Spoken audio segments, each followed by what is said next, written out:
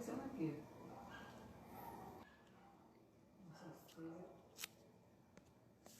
Olá, boa noite a todos.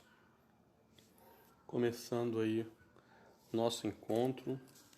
Deixa eu marcar o horário para que eu não me perca. Que hora está marcando aí, amor? Olá, Eliane, Jean, Arte e Decoração. Boa noite, Jean Felipe. Boa noite a todo mundo que está chegando. Sejam todos bem-vindos para o nosso encontro de hoje à noite. Vocês conseguem me ouvir bem? Acenem com a mãozinha para que eu possa saber que vocês estão me ouvindo e que o som tá bom, o áudio tá bom, vocês conseguem me ver bem? Tranquilo? Bom, obrigado, Eliane. Oi, Isabela. Oi, Carol. Projeto Arte em Casa, Davi, todos que estão chegando, Chamar, Golfinho Falador, Silvia Fernandes, Carolina, enfim, todo mundo que está chegando. Cheguem, sejam todos muito bem-vindos. Eu vou esperar só o Wagner entrar para fazer o convite para que ele possa efetivamente estar conosco. Oi, Bia. Lulu, tudo bom? Que bom que você veio. Bom estar com todos vocês aqui. Minha preocupação era que vocês tivessem condições de... Oi, Larissa.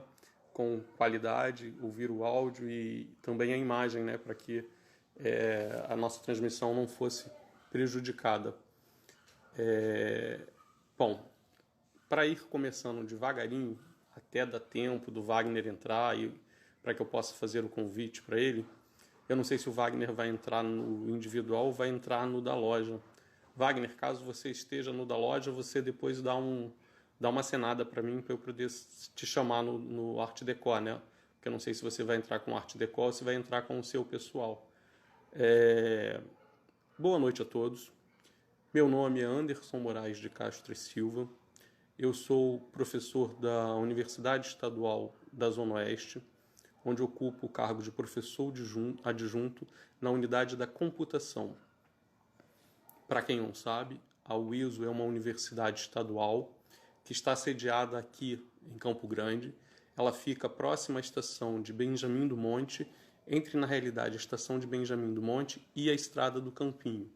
Ela é uma universidade nova, quando comparada às demais instituições congêneres do serviço público, é estadual, portanto gratuita, e ela completa este ano 15 anos de existência.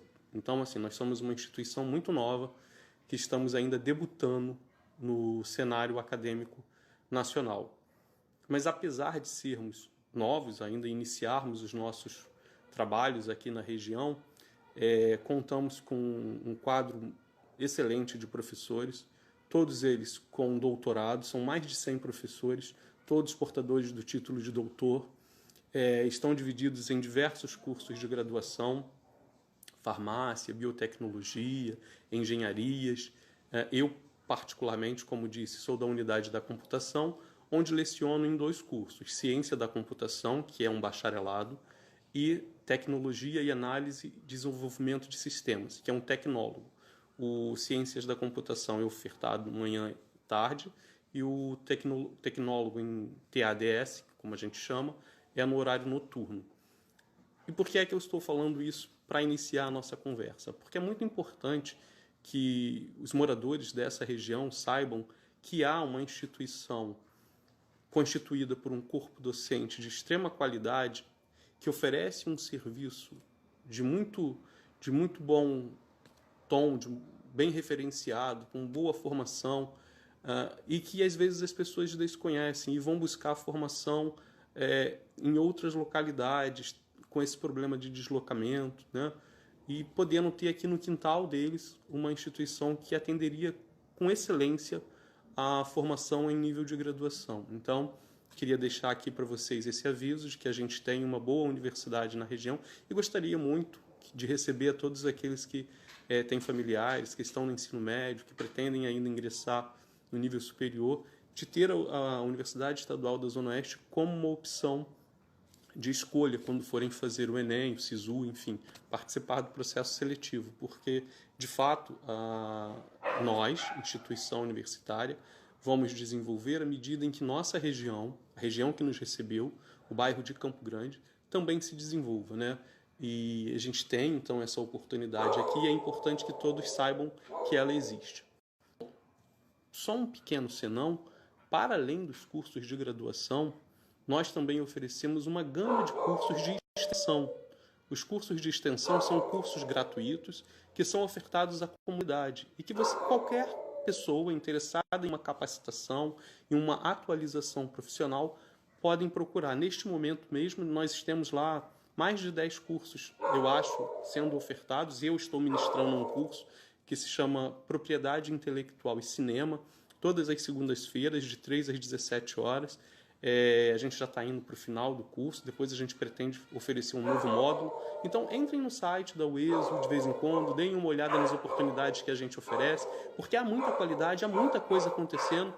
E às vezes a gente diz assim, mas eu não tenho oportunidade, se eu tivesse chance. E as coisas estão aqui pertinho de nós, as oportunidades estão aqui ao nosso lado e a gente às vezes desconhece. Então agora eu estou dizendo para vocês, entrem no site, a oportunidade existe e busquem essa capacitação. Bom, dito isso, vou iniciar os trabalhos propriamente ditos. Vou chamar o Wagner, que o Wagner está aqui para participar. Gostaria de chamar a atenção que o evento que a gente está conduzindo, eu fui convidado para mediar na data de hoje, é um evento que faz parte da Semana da Biodiversidade, da Semana do Meio Ambiente, que é promovida pela UESO. Nós temos como título esse ano Por um Mundo Novo e Melhor, ou Por um Novo e Melhor Mundo Pós-Pandemia, o papel da ciência na biodiversidade. E este evento, que foi organizado por uma comunidade, uma comissão lá da universidade, ele fez uma programação com várias lives que vêm acontecendo desde a semana passada, acontecem essa semana e se encerram na próxima semana. Todos os dias, basicamente, às 18 horas, às vezes às 17 horas, nós temos um tipo de evento acontecendo. O tema de hoje, que nós vamos abordar, é o uso sustentável do bambu. E para falar desse tema, a gente convidou o Wagner. O Wagner Martins, é um gestor ambiental, ele é artesão, empreendedor, como eu, cria da região. Eu nasci e me criei aqui na Zona Oeste, nasci em Campo Grande, cresci em Sepetiba e hoje leciono na Universidade Estadual da Zona Oeste. O Wagner é de Santa Cruz, também nasceu, cresceu na região, hoje mora também aqui. E a gente vai procurar falar do tema central, que é o uso do bambu, de uma forma sustentável, na bioeconomia, mas também trazer o papo, num momento posterior, para a questão ambiental na Zona Oeste. É muito importante que nós dois, filhos da terra, que hoje temos a oportunidade de atuar nessa temática, possamos falar da nossa região e trazendo questões que nos são próprias, né? Todo movimento que é feito em relação à questão do meio ambiente, normalmente tende a privilegiar os fatos ou acontecimentos que acontecem nas áreas nobres da cidade, né? Então, assim, a mortandade de peixes na lagoa, vamos abraçar a lagoa. A poluição no Jardim de Alá, vamos nos manifestar. No carnaval, quando pisoteiam ali o que resta da vegetação nativa nas praias da Zona Sul, cercar aquela área e fazer manifestações. No entanto, nós, também moradores do Rio de Janeiro, que moramos do lado de cá do maciço da Pedra Branca, que moramos na Zona Oeste de verdade, porque existe a Zona Oeste fake, que é aquela Zona Oeste com IDH altíssimo e que não se considera Zona Oeste, e nós que somos a Zona Oeste de verdade, né? Santa Cruz, Paciência, Bangu, Sepetiba, Pedra de Guaratiba, onde as pessoas são exterminadas e ninguém vê, onde o BRT está aí numa condição inumana, servindo a população em tempos de pandemia e ninguém diz nada. E nós que estamos aqui na universidade, que temos essa oportunidade de falar com a comunidade, temos de trazer essas questões para reflexão, porque a mídia pode até não ver, os órgãos de imprensa podem privilegiar outros locais de fala, mas nós que somos aqui do subúrbio, da periferia, em termos hierárquicos, porque não tem nada de subúrbio e periferia, isso é uma divisão econômica, né? Nós que somos aqui do Rio de Janeiro, que temos a maior biodiversidade, que temos Restinga de Marambaia, que temos Sepetiba, Pedra de Guaratiba, uma série de áreas de proteção ambiental, que temos o Rio Guandu, que abastece a cidade do Rio de Janeiro e que nesse momento encontra-se altamente contaminado por esgoto. nós temos de lutar pela nossa região, nós temos de fazer políticas públicas voltadas ao meio ambiente que atendam às nossas demandas. Nada errado em prestar solidariedade ao lado às demais políticas públicas que envolvam o meio ambiente, mas se a gente não cuidar do nosso quintal, da nossa casa, como é que as coisas vão ficar? Então, Wagner, fazendo primeiro essa abertura, só para a gente deixar algumas provocações, para a gente poder entrar num clima do nosso debate, eu vou passar a palavra para você. Eu gostaria um pouco que você se apresentasse e que você falasse como surgiu essa ideia de pensar na questão do uso sustentável do bambu. Boa noite. Bom, gente, boa noite. Eu quero agradecer o convite, né, da UESO, por poder participar nesse momento. Agradecer ao professor também, por ter chamado. E, bom, como o professor falou, eu sou Wagner Martins, sou gestão ambiental. Eu atuo aqui na região onde eu nasci, né, fui criado e vivo até hoje, né, da Zona Oeste do Rio de Janeiro, como agente de desenvolvimento socioambiental, né, desenvolvendo projetos realmente para desenvolver a região. E eu atuo nessa área da sustentabilidade, né, do meio ambiente. Trabalho como artesão, né, sou fundador e sócio da empresa Arte Decoração.eco, que visa... Wagner, o pessoal está pedindo para você falar um pouquinho mais alto, que o áudio está baixo. Vou pegar aqui o microfone, de repente pode ajudar. Tá. Melhorou? E é importante pensar enquanto você melhorou, colocou o microfone. Enquanto o Wagner ajeita o microfone, eu queria lembrar que a questão do bambu, ela é uma sugestão que vem sendo pesquisada na Universidade Federal do Acre, vem sendo pesquisada pelo Embrapa. Nós temos no mundo a maior floresta natural de bambus. Ela se estende na Amazônia Legal ali, da área que vai do Amazonas até a Cordilheira dos Andes. Então, e é uma economia altamente valorizada no exterior, embora no Brasil não tenha-se uma cultura de se pensar no uso ou na bioeconomia que pode ser gerada pelo bambu. E aí o Wagner vem falando para a gente dessa questão. E aí você dizia, Wagner, essa ideia surgiu? Bom, melhorou o som? Melhorou? Melhorou. Ok, só vou ter que fazer um malabarismo aqui para o celular não Não tem, cair. sem problema. A gente vai conduzindo. Tudo bem. Então, no caso, eu como ambientalista, né, por formação e por paixão, então eu atuo com a empresa Arte Decoração.eco nessa questão de desenvolver realmente a sensibilização, a consciência ambiental da região, para valorizar cada vez mais o que a gente tem de belo, de preservado ainda, né? A gente, graças a Deus, aqui na região onde a gente habita, né, que é a AP5, né, chamada assim, dividida todo o município do Rio, ela é uma área que ainda é totalmente preservada, né? A gente ainda tem matas virgens, a gente tem todo o maciço da Pedra Branca, que é a maior floresta urbana do mundo, né? A gente tem esse privilégio de ter a maior floresta urbana do mundo dentro da nossa região, né?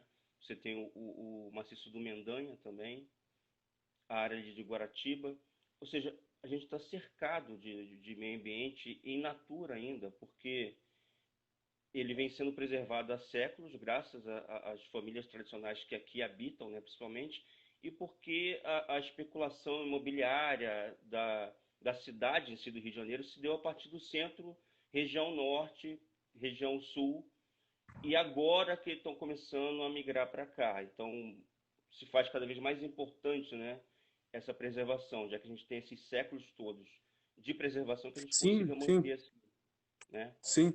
Eu Então, concordo essa com questão... você e queria até chamar a atenção para um ponto. A gente é vizinho, a gente tem o maciço que você mencionou agora, e ele divide de um lado Recreio, Vargens e Barra, e do lado de cá os bairros Cosmo, Paciência, Inhoaíba, Campo Grande, Santíssimo.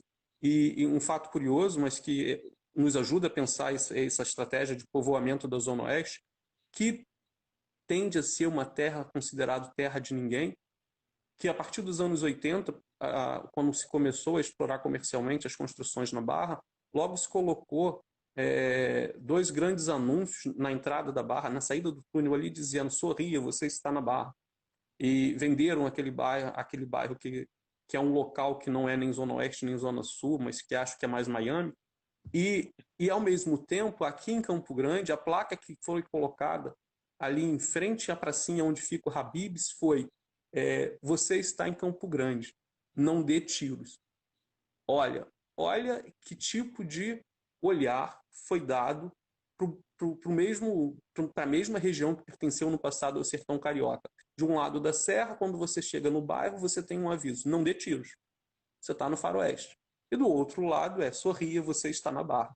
É muito importante que nós, moradores da região, e a instituição UESO, que está aqui na região, comece a falar com esses moradores de não deixar esse tipo de olhar na sua imagem, que as pessoas às vezes moram aqui e têm vergonha de dizer que moram em Campo Grande, têm vergonha de dizer que moram na Zona Oeste. Você acabou de mencionar, nós temos a maior floresta urbana do mundo, nós temos um recurso, uma biodiversidade incrível. E aí é importante quando você traz essas questões que nos ajudam a pensar a nossa história e retomar a nossa autoestima. Porque acho que o seu É deu uma bem travadinha. importante. Travou um pouco aqui. Foi. Mas foi. Então, é importante reavivar essa questão histórica, realmente. A Zona Oeste e essa área que vem desde Sepetiba, Santa Cruz, Campo Grande, historicamente é uma área muito rica, né? Desde a época da colônia, do Império. Então, coisas importantes aconteceram aqui que o povo não sabe. Que quando a gente vai fazer um tour, por exemplo, para falar da questão histórica do Rio de Janeiro, as pessoas andam pelo centro do Rio de Janeiro e vão nos pontos históricos do Rio de Janeiro. Mas tem marcos históricos importantíssimos aqui em Campo Grande, Santa Cruz, Sepetiba. Ou seja, em Sepetiba chegou a acontecer uma batalha naval. Onde e qual outro local pode falar que na Bahia do local onde você habita aconteceu uma batalha naval? Aqui aconteceu historicamente. Ou seja, o rei, né, Dom João VI, vinha se banhar nas águas de Sepetiba. Sepetiba era o paraíso para ele, né? Saía de lá da Quinta da Boa Vista para se banhar nas águas de Sepetiba. Então é uma história muito rica. Foi descoberto agora há pouco tempo a questão, um valor arqueológico incrível, né? Lá em Sepetiba. Fizeram um levantamento, um estudo. É muita coisa que se perde do Sim. próprio cidadão local que não sabe, não conhece a própria história. Se você não conhece a própria história, como é que você vai valorizar o seu lugar? É possível, é preciso, né, conhecer para valorizar, conhecer para reconhecer, né? Sim. E como essa questão leva à temática da sustentabilidade, como tomar conhecimento da nossa história e do valor do nosso meio ambiente, da nossa biodiversidade, leva a esse interesse pela bioeconomia e pela exploração sustentável do bambu. Eu queria que você explorasse um pouco essa história do potencial do bambu para aplicação nessa região. No caso, o bambu foi uma escolha porque ele, historicamente, né, há mais de 5 mil anos, ele é aplicado, principalmente na Ásia, como um produto de uma praticabilidade diversa, né? Ele é chamado o, a madeira do mil usos, né? O ouro verde, mas na verdade ele tem mais de 5 mil coisas feitas com bambu, ou seja, mais de 5 mil utilidades dadas ao bambu, historicamente. Aí você tem desde a questão da área de cosmética, construção civil, parte de ornamentação, Alimentação. alimentação. Então, é riquíssimo o que se pode fazer com bambu. Aí partiu, quanto disso, eu como estudante de arquitetura, eu sempre me impressionei com as construções feitas de material, né? Material mais sustentável. O bambu seria tido como o material mais sustentável do planeta, porque ele substitui a madeira em praticamente tudo, né? Só que com mais vantagens que a madeira. Porque diferente da madeira, de repente as pessoas pensam, o bambu é uma árvore. Não, o bambu é uma gramínea, da família das gramíneas. Então, ele, através você planta ele uma vez e ele rebrota inúmeras vezes. Tem áreas 30 anos. por aí. Tem áreas, tem áreas até mais de 30 anos, dependendo do tipo da espécie. Então, o incrível é isso, que você faz o manejo sustentável dele, você planta, e você não é igual, por exemplo, o eucalipto. Você vai plantar, ele vai crescer, você vai colher e depois tem que plantar de novo. Não, você plantou uma vez e você por 30 anos ali você vai ficar colhendo, fazendo um manejo sustentável dele e usando toda a aplicabilidade dele no que for necessário. No caso, como eu falei, ele substitui a madeira em praticamente tudo. Então ele é um Sim. ótimo substituto para a madeira. A gente está vivendo agora um momento de totalmente desmatamento das florestas, né? Uma exploração extrativista radical em cima da floresta, da madeira. A indústria madeireira trabalha muito isso e o bambu seria um substituto, né? E não necessariamente você tem que derrubar a floresta para plantar bambu, ou plantar o bambu onde é área de floresta. Ele é um ótimo o produto para ser colocado em áreas degradadas, ou seja, áreas Sim, que já são de pasto, né, áreas que já foram degradadas, já foram florestas que foram derrubadas, áreas de encosta, né, para segurar também áreas de morro. Então, ele é um produto que ele precisa de muito pouco para poder você plantar ele ali e ele dali ele se desenvolver. Ou seja, se sim. cada fazendeiro, pegando aqui a região, a gente tem uns agricultores aqui da região do Maciço da Pedra Branca, eles têm múltiplos usos para a área deles, mas tem áreas dentro de cada sítio, de cada terreno, que estão totalmente degradadas, onde eles não conseguem mais fazer o plantio, por exemplo, do caqui, que aqui na região Sim. do Rio da Prata é o carro forte, é o carro-chefe do plantio deles. Nessas áreas onde não tem nada, onde está totalmente devastado, degradado, pode ser plantado bambu. Você pega 10 a 20% da sua área, faz um plantio e você pode utilizar aquilo ali para economia, para gerar economia, né, a partir da aplicabilidade que você for dar a ele. Como eu falei, ele, dependendo da espécie, ele pode ser usado para diversas coisas, né? Então, o que cabe para a gente é fazer os estudos das espécies mais possíveis de plantio aqui na região, das que já existem, né? Porque todo mundo tem no seu sítio, na sua terra, uma touceira de bambu, um alastrante, alguma coisa que já cresceu lá, que às vezes é tido até como praga. Ou seja, mas é praga porque não sabe usar. Na verdade, não existe dentro da natureza essa questão de praga, né? Todo o ecossistema ele se equilibra. Então, cada Pois é. praga, ela tem uma função, ela tem uma função naquele meio. Quando é tido como E é praga, porque ela não tem interessante isso equilíbrio. que você traz, Wagner, porque assim, o bambu, como ele se reproduz, a toceira aumenta rapidamente, ele se expande rapidamente, ele foi olhado como praga durante muito tempo no campo, na produção agrícola. No entanto, hoje em dia, o Embrapa, o Sebrae, eles recomendam para a economia familiar esse tipo de plantio, porque ele, além de ser altamente rentável, é sustentável. Então, assim, esse desconhecimento que tínhamos no passado, de chegarmos a pensar no bambu como uma praga, hoje em dia está completamente defasado, porque todos os estudos apontam que ele é altamente sustentável, ele é capaz de regenerar áreas degradadas e ele também é comercialmente um ótimo negócio. 60 bilhões de dólares anualmente são movimentados no negócio do bambu. Então, assim, ele é comercialmente uma ótima atividade.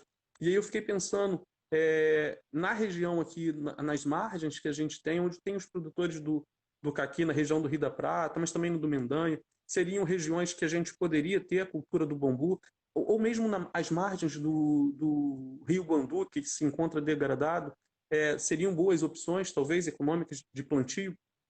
Sim, sim. Até porque, como eu falei, normalmente quem tem um bambu na sua área é porque ele cresceu ali naturalmente. Não há, infelizmente, um incentivo aqui na região, né, para que você faça o plantio realmente para comercial, né, que seja incentivado o produtor plantar por vontade própria o bambu para utilizar economicamente. Mas isso já é feito em outros estados, inclusive, principalmente para pesquisa. A Embrapa, como você citou, tem um estudo maravilhoso da questão das possibilidades do bambu como renda familiar, né? A gente tem na região do Acre, onde tem a maior floresta de bambu aqui do Brasil, né? As pessoas próximas lá já utilizam, ou seja, as universidades principalmente, elas incentivam, né, o estudo científico da planta e a utilização principalmente por pequenos agricultores. O pequeno agricultor ele tem uma possibilidade imensa de utilizar o bambu como forma de economia. Né? Ele agrega a economia, tipo, ele não necessariamente precisa deixar de produzir o que ele já produz. Ele pega uma pequena área do seu sítio, da sua terra, e faz o plantio e utiliza como reserva mesmo, né? Como uma alternativa para aumentar a renda ou como faz também os grandes. Né? A gente tem também uma indústria papeleira, né, que desenvolve o papel através do bambu. Né? Lá fora isso é muito comum. Aqui no Brasil também já está sendo aplicado, né? Utilizar o bambu para fazer papel.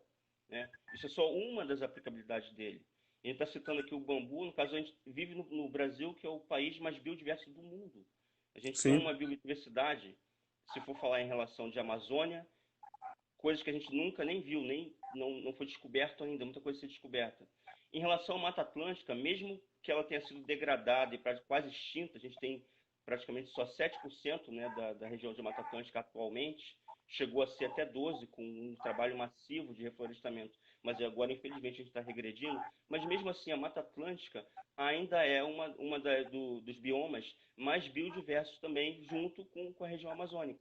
Então, a gente tem muito potencial de diversos recursos, diversos materiais, né, da bioeconomia dentro da Mata Atlântica, mas pontuando exatamente a questão do bambu.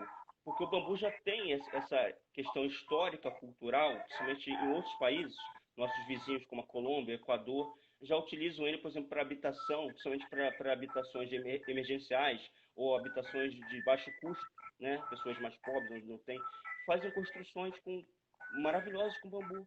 É uma coisa natural, ou seja, cultural. A gente aqui no Brasil, infelizmente, não tem um investimento, né? E não tem essa questão da cultura mesmo, né? Por muito tempo o bambu foi visto como a madeira do pobre, né? E hoje em dia você vê que o bambu está elitizado, ou seja, meio que tem um contrassenso aí, porque o indígena já fazia as suas casas, já utilizava como utensílios o bambu e utiliza até hoje. Ou seja, culturalmente, o Brasil, na sua origem, sempre utilizou, né, as Sim, propriedades e a e variabilidade do na bambu. verdade, toda a missão artística que chegou aqui lá ainda no passado e que pensou a formação do Estado brasileiro e que encontrou as casas de pau a pique feitas com bambu e que eram espalhadas e que eram moradias por todo o território nacional, valorizaram durante muito tempo aquele tipo de construção e o seu potencial.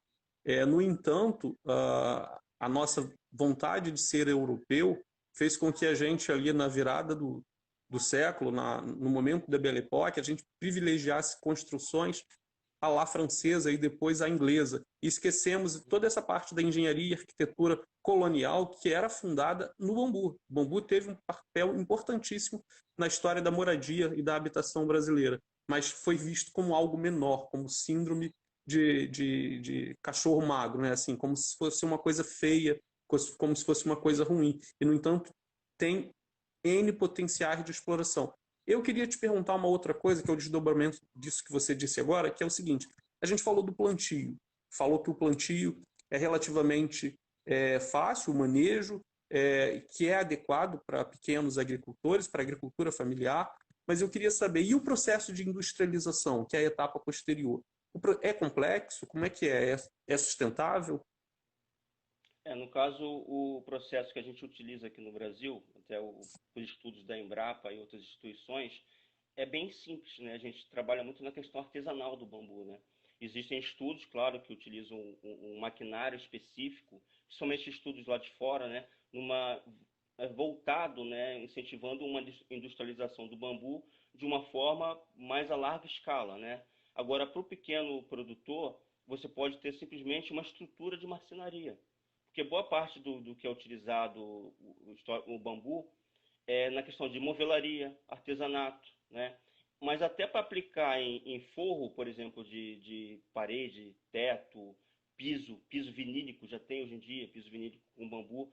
Existem máquinas simples, maquinários simples, que fazem aquela colagem, né, aquela prensagem, utilizando materiais sustentáveis, né? Você pode, claro, utilizar uma cola industrial, mas você pode também utilizar materiais da natureza. Ou seja, existem estudos, principalmente dentro da academia, voltados para isso. Ou seja, com uma pequena estrutura de marcenaria, você consegue desenvolver inúmeras coisas com bambu, né? Coisas realmente que geram renda, e renda em larga escala. Ou seja, se você pensar na questão de uma indústria voltada para a questão de pisos, né?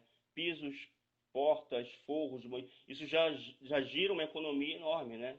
Já é uma coisa que com pouco maquinário, com pouca infraestrutura, você consegue fazer. Agora, para coisas mais complexas, aí sim, isso até estudos lá de fora, existem maquinários específicos que nada impede do Brasil também, como muito criativo que somos, né, também criar, também desenvolver maquinários próprios nossos, para poder desenvolver cada vez mais as potencialidades do bambu. Não só Entendi. copiar o que é feito lá fora, né, que está dando muito certo, como você falou, né, gera bilhões de dólares, né, ao ano, mas também criar os nossos próprios através de estudo, né? A academia também é importante passando na questão disso. Através de estudos, a gente desenvolver maquinário próprio para desenvolver certas potencialidades que, de repente, não economicamente vão ser muito viáveis, estão em falta no mercado, né? Mas por falta de incentivo, né? Por falta de busca, a gente não utiliza, né? Não desenvolve, né? Não cria, né? E a gente tem que pensar nessa questão da economia, porque a economia do século XXI está pautada nisso, está pautada na criatividade, principalmente na questão do desenvolvimento do conhecimento. A economia, como era antigamente, validada na questão de energia só, de desenvolvimento de produtos, né? É uma economia que está sendo deixada de lado. Os países de Sim, primeiro mundo, sim, eles estão visando mais a questão de exploração da biodiversidade para gerar conhecimento. Ou seja, o que sim. você pega daquele determinado produto, daquele determinado, como o bambu, o outro produto da biodiversidade, e consegue desenvolver através de pesquisa, tecnologia, certas propriedades, desenvolvimento dele para gerar conhecimento, né? Conhecimento em bioeconomia, utilizando biotecnologia, isso daí é uma coisa que a gente não tem nem ideia para onde que vai, né? De tão grande potencial que é, Sim. né? Eu tenho duas informações aqui. O Eliel Santiago diz: olha, nos ensaios de resistência, o bambu demonstra-se mais adequado que a maior parte dos outros materiais, inclusive o concreto armado. E o Wenderson também traz que o bambu é utilizado para dessalinizar a água do mar, ou seja, são propriedades que eu mesmo não conhecia. Daí a gente está só numa conversa inicial sobre o uso sustentável do bambu, a gente vê quanto potencial a gente tem, mas que esse potencial econômico, que é sustentável, que é condizente com a bioeconomia e seus pilares, que é condizente com a nossa região, com o mundo contemporâneo, com as dinâmicas que ele coloca, ele precisa de informação, ele precisa de conhecimento disseminado para que possa efetivamente ser tornado uma atividade prática. E aí eu trago aqui para o âmbito da UESO, né? Nós temos então uma universidade na região, nós temos essas demandas, você volta e meia participa de alguns projetos lá na instituição, e eu queria saber, a universidade, o fato dela estar sediada na Zona Oeste, ela tem contribuído efetivamente para o desenvolvimento, para o despertar, para a disseminação de conhecimento nesse campo da bioeconomia e da sustentabilidade? Tem contribuído positivamente? Qual é a avaliação que você faz? Eu acho que tendo como parceira a UESO, no caso ela contribui, ela ajuda muito sim a questão da região, mas dentro do campo da biodiversidade ela pode explorar muito mais. Como foi colocado aí essa questão da estrutura do bambu enquanto utilizado mecanicamente em estruturas. Ou seja, esses estudos, né, a questão da taxonomia, dos tipos de espécies que nós temos aqui, a questão da biologia, por o bambu ser uma planta e tudo mais, a questão da utilização dele na arquitetura, em design, isso tudo pode ser potencializado através de estudo da própria universidade. Ou seja, a universidade pode, não só pegando o exemplo do bambu, mas não só o bambu, outros produtos provindos da biodiversidade da Mata Atlântica, da região aqui da Zona Oeste, e trabalhar em cima disso, né? Ou seja, através de estudos, desenvolver novos produtos. Que pegando só um gancho como exemplo, a gente tem o exemplo dessa economia do século XXI pautado em cima do açaí. O açaí é um produto Sim, que na década de 90 ele passou a ser conhecido lá fora através das novelas da Globo e tudo mais. E aí o pessoal do Vale do Silício pegou e foi fazer estudos e desenvolver produtos a partir do açaí. Hoje em dia ele é comercializado mundialmente, né, e a gente está falando só de um produto do bioma amazônico, né? Ou sim. seja, é um Foram mais de artigo 40 que... produtos, se não me engano, Isso. que foram Então, desenvolvidos no Vale do Silício a partir do açaí. exatamente, ou seja, a partir de desenvolvimento de ciência e tecnologia, estudo em cima do produto, ele agora é conhecido mundialmente e gera bilhões de dólares só para a região amazônica.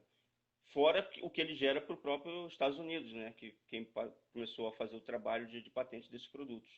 Mas é basicamente isso. A gente tem um produto que é conhecido milenar, né? A sua utilidade é milenar, e é pouco utilizado no Brasil, onde você tem a maior parte da floresta, no caso das espécies do bambu, a gente tem mais de 300 espécies aqui, não é do mundo em si, mas a maior floresta de bambu é no Acre, é nossa, e a gente não utiliza ele, né, como produto, principalmente para suprir essa questão ambiental, que é do não desmatamento, de não derrubar florestas. Ou seja, se a gente passa a não derrubar a floresta, substituir a madeira pelo bambu, tem estudos que comprovam que o bambu, ele, economicamente, ele tem o mesmo peso, né, o mesmo gasto para você ter o cultivo, a criação dele, que o pinho, né? O pinho é uma madeira Ó, super conhecida, só que ele supera o pinho em muitas coisas, inclusive na durabilidade, né? Fazendo um teste de resistência, com metade da resistência da pressão que você coloca no pinho, ele já racha totalmente, e o bambu ainda fica. E o bambu ainda tem outra questão, ou seja, casas construídas com bambu, a gente vê em áreas de terremoto, áreas, né, de ciclone, ficaram de pé. Ou seja, um outro histórico também, não sei se isso é conhecido do público em geral, quando jogaram a bomba de Hiroshima, toda a região foi devastada e a única coisa que sobreviveu no meio, lá no ponto onde caiu a bomba, foi uma torceira de bambu. Ou seja, a resistência dele é uma coisa inimaginável, né? eu não Como foi sabia disso. colocado, ele substitui o aço, né, nas questões estruturais, em praticamente tudo, né, o concreto armado. Só que precisa de muito estudo, precisa de muito trabalho, desenvolvimento, coisa que naturalmente já fazem lá fora, né? Já usam ele na construção civil há muito tempo. Aqui no Brasil a gente está engateando. Nossos vizinhos também já fazem isso já há bastante tempo. Então é importante Eu ouvi essa dizer, Colômbia, Equador, desenvolvimento. Costa Rica, eles estão ali Isso, voltados para a produção, pesquisa no cenário do uso econômico do bambu. Então, você acha que a universidade ela ajudaria se ela fosse uma parceira no estudo, né, das potencialidades, das propriedades, de alguma forma, desse agricultor da região? Mas eu sim, fico com a totalmente. seguinte dúvida. As culturas locais que existem, elas, do seu ponto de vista, do estudo que você vem tentando tocar adiante, tendo o bambu como uso sustentável, elas estariam dispostas, seria interessante para elas substituir, por exemplo, o caqui pelo bambu? Eu não digo nem substituir, como eu falei, seria a questão de agregar. Agregar. Tá. A gente não precisa substituir. A gente pode agregar, porque, como eu falei, eu conheço muitos sítios aqui da região, e tem dentro dos sítios a área que eles plantam caqui, mas tem áreas que já estão totalmente degradadas, que o solo foi muito sacrificado. Então, e nessas áreas, o bambu é um ótimo agente também para devolver, né, aquele solo os nutrientes que ele precisa. Ou seja, outra capacidade, né, propriedade do bambu, essa questão também, né, de criação de biomassa rapidamente, né, ele cresce. A gente tem exemplos de histórico de bambu, né, que foi estudado, que cresceu 1 metro durante 24 horas. E o crescimento natural dele é 30 centímetros, 20, 30 centímetros, 24 horas. Mas tem espécies que crescem até 1 metro. Ou seja, ele cria num pequeno espaço de metro quadrado, falando dos entulcerantes. A gente tem dois tipos de espécies que é entulcerante, que é aquele mais comum que a gente conhece, né, que dá torceira, aquelas moitas, e o alastrante, que realmente ele cria uma floresta, né? Esse não é tão interessante plantar, por exemplo, numa região de floresta ou numa região que você já tem uma cultura de agricultura ali plantada, porque ele vai se alastrar, vai desenvolver e de repente vai tomar o espaço daquelas árvores, daquelas plantas, dando exemplo, por exemplo, do caqui. Agora, agregando essas áreas degradadas, que vocês têm, por exemplo, muitas áreas de morro, né, muitas áreas de encosta, e você plantando ali para desenvolver e para futuramente você poder colher ele de forma sustentável, fazendo um manuseio dele sustentável, para gerar renda, é gratificante, no caso. É essa a possibilidade. Ou seja, tem como plantar, inclusive, na área urbana mesmo também. A gente tem muitas áreas urbanas que são áreas, terrenos baldios, áreas que eram de lixão, né? Ou seja, são áreas totalmente degradadas, o município não vai fazer nada por aquela área. Não vai. Então, é uma possibilidade. Você criar nesses pequenos espaços também pequenas plantações e procurar trabalhar com o pessoal do entorno, né, daquela região, para poder utilizar aquele bambu, né, aquele material, né, essa fibra que é tão importante, de forma a gerar economia, né, a gerar renda, né, para essas pessoas do entorno. É uma possibilidade. Entendi. Agora, uma questão que ocorre paralela a essa é a importância de disseminar uma cultura ambiental na região, de respeito ao meio ambiente, de preservação das nossas riquezas. E eu fico pensando que a educação ambiental talvez seja um caminho. Eu queria que você falasse um pouquinho das nossas áreas de proteção ambiental, e de como elas são tratadas, como elas têm sido geridas, Como está sendo cuidado a biodiversidade da Zona Oeste? Infelizmente, como a gente falava nisso, a gente está num momento de retrocesso, em parte, né? Porque a nossa região, querendo ou não, ainda é a mais protegida, mais preservada daqui do município do Rio de Janeiro. E importante é os agentes públicos, não só os agentes públicos, mas as instituições, como a própria UESO, né? As instituições que trabalham na região, o pessoal da agricultura, tem o pessoal da Agroprata, né? A agricultura, o pessoal da agricultura carioca, trabalhar essa questão da educação ambiental é primordial, ou seja, é a base para poder ter um desenvolvimento sustentável na região. É a educação. A educação ambiental é a base, é o alicerce. Então isso tem que ser sempre, sempre colocado, sempre pautado. E a gente trabalha, inclusive, com isso dentro da empresa. A gente trabalha isso paralelamente também através de projetos sociais desenvolvidos a partir da Pastoral do Meio Ambiente, da qual eu também faço parte, né? E tem instituições parceiras, como, por exemplo, o próprio Quilombo, aqui a gente tem aqui na região do Rio da Prata, o Quilombo, que é o Quilombo Dona Belina, né? Ou seja, são regiões de resgate de cultura ancestral, mas também de disseminação de educação sustentável, educação ambiental, porque essa educação ambiental, esse ato de preservação, como eu falei, já vem dos agricultores, das famílias tradicionais que vivem aqui há mais de 300 anos. Ou seja, eles já praticam essa integração homem-natureza sem degradar há muito tempo. E é só por isso que a gente tem essas áreas preservadas ainda dentro do maciço da Pedra Branca e em todo o redor. Por conta disso, dessa cultura que já tem do homem integrado à natureza. O homem como natureza, nem o homem parte da natureza. O homem entendendo que ele é natureza também, né?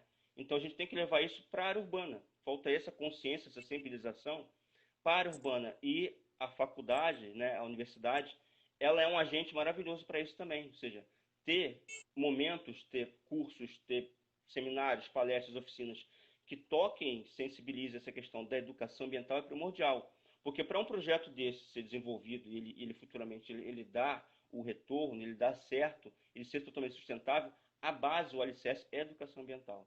A partir daí a gente começa a trabalhar. A partir dessa sensibilização para que se crie a conscientização e daí o povo cai naquela questão que a gente falava no início, do conhecer, né? Do conhecer para reconhecer. Ou seja, se eu sei que a área ela precisa ser preservada e a importância sociocultural, ambiental que ela tem para a região, se eu tenho essa ciência, eu vou ser um agente que vai procurar preservar, eu vou ser um agente de disseminar a educação, eu vou ser um agente replicador, né, multiplicador dessas questões. Sim, e, por exemplo, eu moro em uma região em que há coleta seletiva. A coleta seletiva passa aqui uma vez por semana e pede que a gente separe o material que é reciclável para que ela possa efetivamente encaminhar para as cooperativas. Salvo engano, por exemplo, na rua onde eu moro, tem 40 casas. Se 5 colocarem lixo nessas datas para que efetivamente sejam recolhidos de forma seletiva e levada para as cooperativas, se 5 fizerem isso, é muito. Então, assim, existe o conhecer para reconhecer, existem as práticas, mas às vezes há uma percepção de que as pessoas falam muito sobre sustentabilidade, sobre preservação, mas tendem a transferir a responsabilidade pelo cuidar da região, do planeta, da localidade onde moram, para os políticos, para o Estado, para as entidades, e esquecem-se que cada um de nós tem sua parcela de responsabilidade, né? Cada um de nós, cotidianamente, ao existir, impacta o meio ambiente e tem também, então, a sua responsabilidade na preservação e no cuidado do local, da localidade onde vive. Você falou sobre educação ambiental e acho que o caminho é esse, e acho que a universidade também está ciente de que essa é uma meta. A gente tem uma pós, você conhece lá, o mestrado em ambientais, que é uma possibilidade de trazer pessoas para pensarem essas questões também na região, e outras questões que fazem parte das ações de sustentabilidade ou da responsabilidade social da universidade. Mas eu queria perguntar a você especificamente, de que modo a gente ainda poderia avançar um pouco mais? O que a gente poderia fazer que ainda não faz e que agregaria valor a essa proteção da região e de sua riqueza? Eu acho que em relação à academia, né, já pontuando a questão da academia, a academia acho que poderia estar mais fora da academia, vamos colocar assim, né? E de encontro à sociedade, de encontro ao povo. A gente teve no Sustento ASEO, né? Foi o primeiro simpósio de sustentabilidade. O povo deixou bem claro isso, que a fala da academia, né, é importante fora da academia. Ou seja, as pessoas precisam conhecer mais a academia, os projetos que ali existem, que são vários, né? Conhecer mais, ter mais visibilidade, não só esses projetos, mas para a própria academia. Eu mesmo, morador de Campo Grande, eu só fui conhecer o ESO depois de um tempo, falando por falta de conhecer. Já tinha um trabalho, projeto junto à PUC, junto ao UERJ, mas a universidade da minha região eu não conhecia, né? Mas eu não conhecia porque parece que tinha uma questão de propaganda, marketing. É, não, a, as academias em geral trabalham muito para dentro de si, né? E não para fora. Então, essa integração da academia com a sociedade, com o meio, né? Com o povo diretamente, tendo projetos voltados para fora da academia, são essenciais. Não só para dar visibilidade para a academia, dar visibilidade para os projetos que ali estão, que são riquíssimos, mas para também instigar que mais pessoas adentrem, né, a própria academia e desenvolvam mais projetos. Né? O ser humano, em especial o povo da Zona Oeste, é criativo por natureza. Né? Então, ter mais visibilidade, mais espaços de ação da população dentro da academia é importante. E ter mais espaços da academia, ou seja, academia enquanto academia fora da academia, é importantíssimo também. Ou seja, ter essa integração total, né? Da população em geral, da sociedade civil, da sociedade como um todo, com a própria academia, com a academia da região, né? Sim, Isso é importantíssimo. Então, eu acho que falta essa integração maior. Quem já está lá dentro, quem já conhece, assim como eu, que já tem essa parceria, fica fácil a gente ter acesso aos projetos, o brilhantismo, né, das pessoas que ali estão ali dentro. Mas para quem não conhece, né, fica difícil. Outro dia mesmo eu me deslocando para o ESO, né, eu peguei um carro desse aplicativo e o motorista não sabia que existia uma universidade da Zona Oeste. Eu estava explicando para ele, poxa, exatamente. tantos anos e tal. Então, Exatamente. falta essa questão, essa divulgação maior do próprio trabalho da academia fora da academia. Eu acho que a academia tem que ser isso, essa integração total com a população, com a sociedade civil.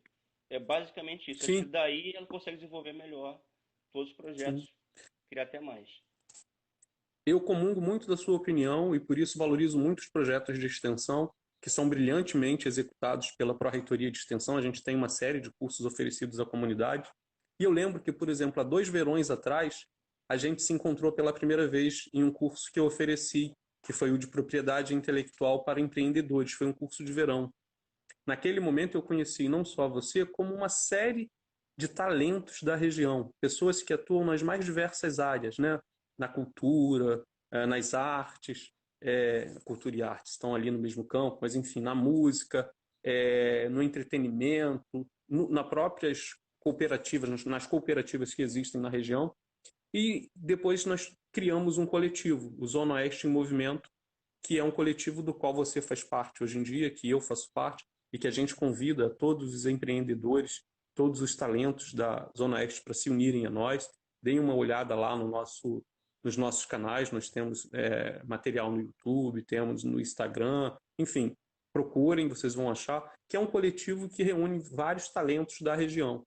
E a nossa temática é levar conhecimento sobre a proteção dos ativos intangíveis, ou seja, da propriedade intelectual, para esses empreendedores, para que eles saibam proteger aquele conhecimento que eles criaram e que vale dinheiro, que vale muita coisa e que eles às vezes não conhecem, não sabem que vale. E é a academia partilhando com eles desse saber.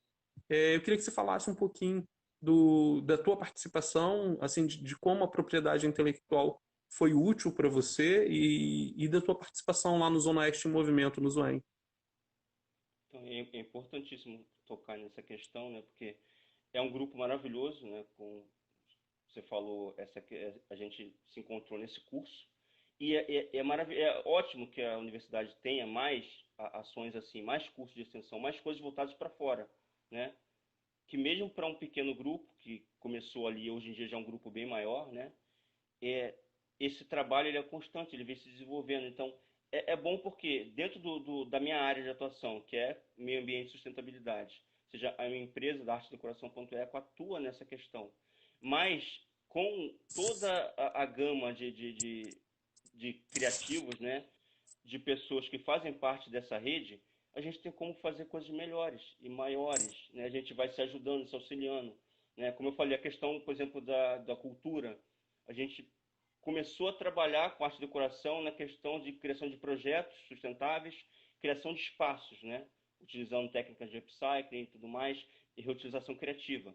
Mas a partir do conhecimento, né, que agregando valor da cultura da região, principalmente na questão voltada para o turismo, ou seja, toda a história que tem na região, a gente já começou a desenvolver projetos de ecoturismo. Ou seja, foi um crescimento, já Sim, criou uma parceria com o pessoal que trabalha com turismo para desenvolver a área de ecoturismo, que a nossa empresa também atua em parceria com o pessoal que atua no turismo. Tem sim, o pessoal do entretenimento, ou seja, a gente tem partilhado com eles também muitas visões no qual a gente pode fazer atividades junto, né? sim, Voltadas para o sim, entretenimento, né? Sendo práticas sustentáveis, né? A gente tem práticas, por exemplo, de esporte. Na área que a gente atua aqui no Rio da Prata, num sítio onde a gente está trabalhando para transformar numa RPPN, a gente tem, por exemplo, o rapel, ou seja, é uma prática de esporte na qual você sim, integra o homem com a natureza e é um entretenimento. Ou seja, você tem áreas se desenvolvendo aqui na região, mais atores, né, mais proprietários buscando, de repente, preservar a sua região com criações de RPPN, área de proteção particular, né?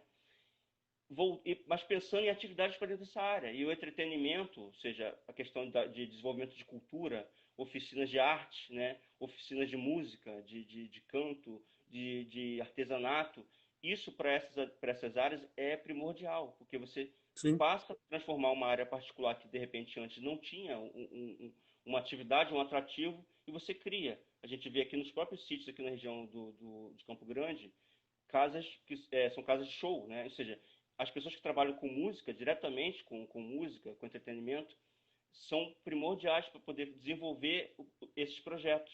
Ou seja, a pessoa, o sim, pequeno proprietário lá que tem a sua região, que tem o seu sítio, de repente ele quer transformar numa área de proteção, mas essa área de proteção tem que ter uma atividade. Essa atividade pode sim, ter questão da criação de desenvolvimento de conhecimento, através de seminários, oficinas, mas também entretenimento. É primordial. sim. Você falar de Wagner, eu vou cultura, ter desenvolver só que te, cultura, é, perdão, eu vou ter que te interromper porque a gente está chegando ali no teto do tempo. Passou tão rápido, a gente falando aqui pra caramba, que aí agora eu tô olhando aqui, a gente está nos minutos finais. Então eu queria deixar que você fizesse uma breve consideração final para a gente poder encerrar, porque senão o Instagram tira a gente do ar, né? Então, é, passo para você a palavra para você poder fazer a sua consideração final. bom, eu quero novamente agradecer, né, a oportunidade, né, agradecer o ESO pela oportunidade de poder participar aqui, agradecer ao professor também, né, não só por estar aqui, mas por essa parceria de longa data, né, que a gente vem fazendo, né, agradecer as pessoas que estão participando, que estão aqui nos vendo, né, que é importante até que a gente, aqui é só o começo de um debate, né, que a gente leve isso para fora e a gente começa a articular e buscar mais soluções, né, voltados não só da questão da sustentabilidade, quando a gente pontuou a questão do bambu, mas de outros artigos da biodiversidade da nossa região, que é importante. E desenvolver cada vez mais esse pensamento crítico, né? E essa economia criativa que vem a partir do pessoal do Zoe, né? Que é essa economia pautada, né? Na propriedade intelectual, que hoje em dia visa mais a questão do processo de desenvolvimento, né, do conhecimento, do que na questão de desenvolvimento de produtos em si. Vai muito mais além, né?